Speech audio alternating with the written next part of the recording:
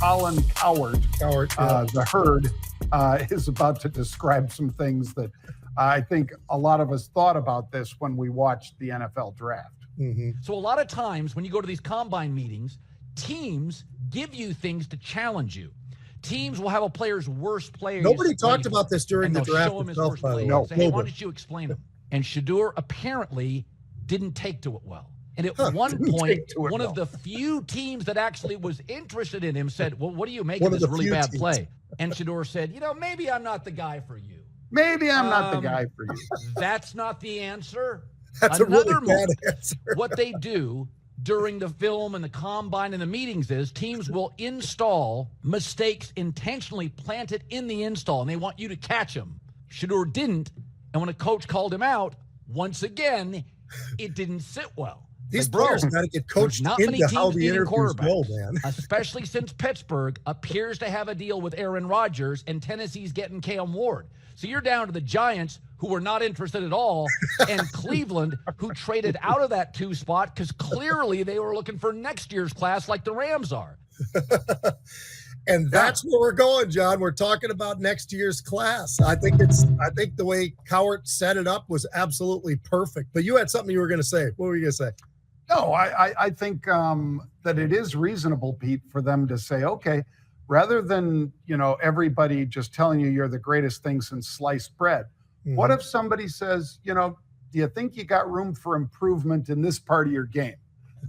Yes, the kid's got a cannon of an arm. He really does. Yep. And some people going into the draft were saying, well, he didn't throw, so we don't really know. Yeah, you did. If you watched his pro day, he could zip it 70 yards, just like all of them can be. Yeah. I mean, he's got the skills, but it's it's in his head and his attitude that I think is the issue. But let me let you go to next year's class of quarterbacks. And I would say an attitude like he's shown so far is not an attitude that very many teams want to have because you can't have that, man. That's a disruption. If things go south, that's a big disruption in the future. All right, John, I just thought it's never too early to go up to next year's draft. So I put together a top 5 or 6 group. So here's what we've got. We've got Arch Manning. We got Nussmeier, who's down at LSU. Probably not a lot of people really are not familiar with him. Heck of a player, and this kid's got a great arm. This kid Sellers over at South Carolina has really been having a lot of people jump onto him, watching film on him.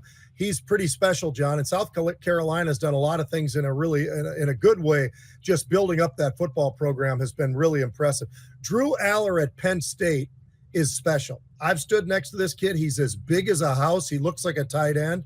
He can throw the ball. He can sling it. He can put it all over the place. The kid down at Clemson, Klubnik, is pretty interesting too. People forget about Clemson. I don't know why. Clemson still plays great football. They still have this great coach. They have players everywhere. He stays a lot away from the portal, so I think that does take Clemson away from some of the media coverage because of what they do and everything else. And then Carson Beck down at Miami, John, who's transferring from Georgia or transferred to from Georgia.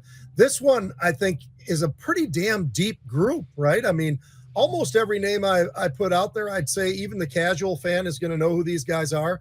Obviously, as we get into the season, others will probably join these guys. I think this might be as deep a quarterback class as we had last year. And I thought this year's was not as bad as everybody else. I actually thought we had some pretty damn good quarterbacks in there, including Schrader. I think at some point he will be able to answer the bell, but he does need a little bit of work. But what do you think of that? And is there any names? Do you got any sleepers out there, John? I don't know. I looked around a little bit. I think there's a few, but that's a good list of quarterbacks, I think, for next year. Yeah, and I think they all got a lesson from Schrader, Pete. Yeah, so Arch Manning, I'm not saying that Arch, he's obviously got his father, his uncles that wouldn't let him go down that same road as Schrader unfortunately chose to go down. Mm-hmm. You're a cocky kid, that's okay. If you back it up, that's okay. But then to disregard what the coaches are saying, like, well, when you look at this, Schrader, do you see anything you might be doing wrong? Or how would you improve this? And you just say instead, maybe I'm not your guy. No, that's not the answer. And I don't think Arch will go down that road, Pete. Arch Manning down at Texas. And I think the one you really got to worry about, the one whose stock has fallen the most so far, is Nico out at UCLA. Yeah. He's going to really have to have a year, Pete, at UCLA, and he's going to have to take that, either his ego or his dad's tutelage, and throw them both away and just say, I'm a team guy. Yep. I'm going to do what's best for the team, and so forth and so on, rather than saying, well, I was only going to make 2.4 mil and I need to make 4. And now he's making a heck of a lot less than the 2.4 he would have made at Tennessee. And by the way, he's not on as good a team at UCLA. And he alone isn't the guy that's going to turn UCLA, Pete. So if that team ends up going, whatever, Pete, 6-7 or whatever it is, he is not going to get the same kind of looks that he had or that he would have got at Tennessee.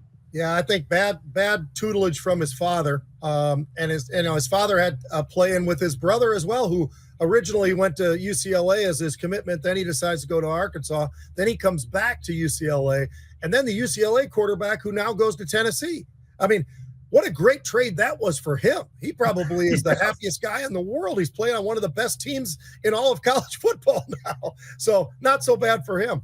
John, one last thing that I thought we could hit real quick was, so the NCAA, we obviously have this portal, and there are dates where the portal is open. And now this is the spring portal, obviously, going on right now.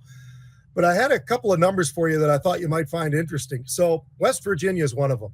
The exodus leaving West Virginia and a fairly historic coach, 25 players have already hit the portal in the springtime.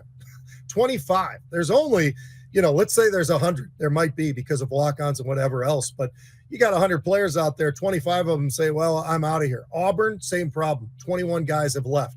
Stanford, they not only lost a lot of players, John, somewhere in the 20s, but the new GM actually fired the head coach, Troy Taylor. So not only are they losing guys to the portal, they're losing guys that they had to fire. So Stanford's up in the air right now in the ACC, only followed by Cal, who lost 5 running backs to the portal and 18 offensive players to the portal.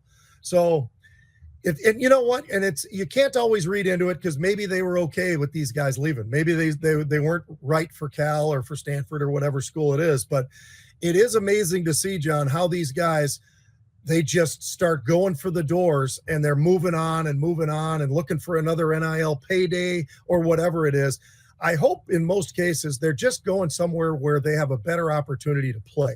If they're doing it for that reason, I get it. But if they're doing it for money, or they're trying to, do it for whatever other reasons come up, I just think that they're using this portal. They're overusing the portal. And can you imagine being a head coach at Cal, and all of a sudden you've got 20 plus of your offensive players walk away to the portal? I mean, holy crap.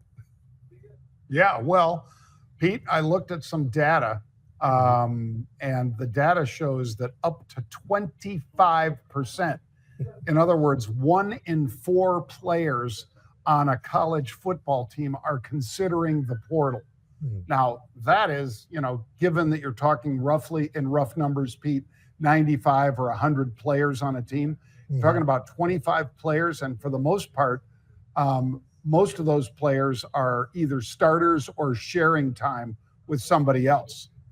There are a few of them that are leaving because they're not getting any playing time. And we both agree with that. I think that they should then try to go someplace where they think they can play.